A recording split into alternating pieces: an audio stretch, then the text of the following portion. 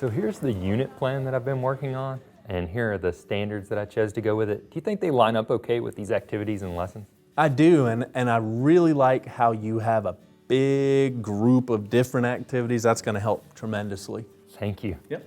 And looking at these standards, you know, they're kind of like the goal line where we want our students to get to. They are. But does that mean that all students have to take the same path to get to that goal line? No, and if you try to take just one path, you're probably going to end up leaving some students behind, and we can't have that, right? So think more along the lines of there being 3 paths, and then within those paths, you can incorporate your different activities.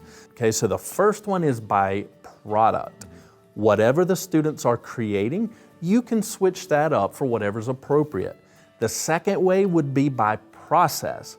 What are the students actually doing to get to the end of that, right? And the last one is by content. Some of these standards are so big and dense, you really have to change some of the content because some students are not going to have the background knowledge to be able to digest those big standards. So you have to change your content.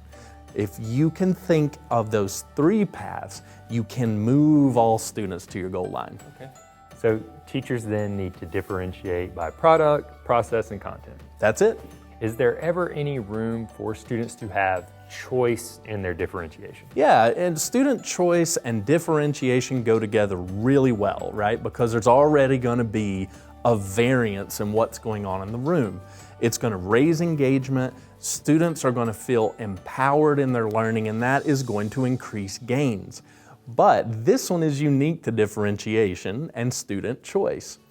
Inevitably, you're going to have a student say to you, why are they doing that and I have to do this, right? Well, when student choice is in play, that whole dynamic is gone.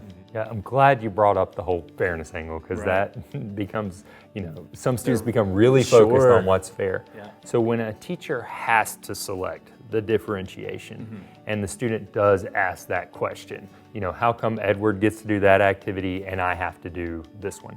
How can a teacher respond to those types of questions? I think it's important, like you said, students are going to focus on this idea of fair. And I think it's really important to illustrate the difference between what is fair and what is equitable. And there is a difference, okay? So you can think of it this way. If you had a broken leg and you went to see the doctor, they're going to do the x-ray, you're going to get the cast, and you're going to go home and you're going to heal up and you're going to feel better.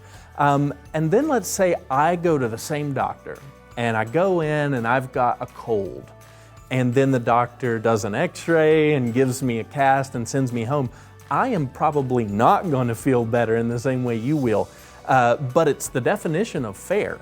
You and I got the very same treatment. However, it is not equitable. You will go home and heal, and I will still have a cold, and it'll be untreated.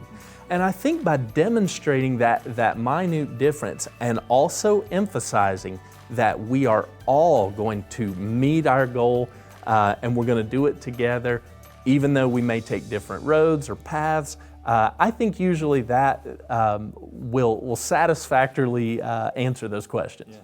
Thank you so much on your insight on differentiation. It helps a lot. Thank you. Yep. Actually working on some differentiation here. Okay. I thought about maybe using a Venn diagram.